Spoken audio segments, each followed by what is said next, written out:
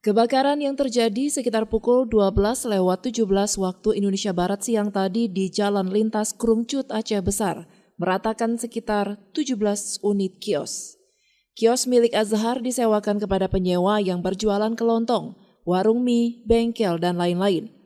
Kobaran api sangat cepat menyambar ke seluruh kios yang berkonstruksi kayu sehingga meratakan satu deretan kios tersebut.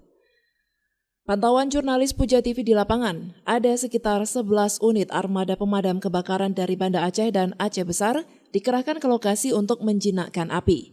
Kasih Pembinaan dan Pengembangan Tenaga Pemadam Kebakaran dan Penyelamatan atau DPKP Kota Banda Aceh, Yudi, mengatakan kebakaran terjadi sangat cepat dikarenakan kios berkonstruksi kayu.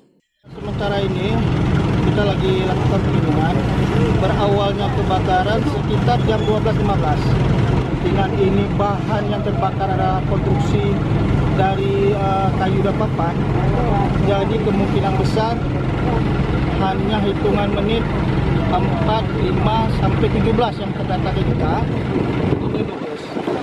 Walaupun yang melewati dari sini ada beberapa pintu yang tidak habis terbakar, tapi sudah tidak layak lagi.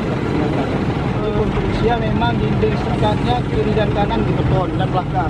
Cuma depan sama atas di konstruksi kayu semua.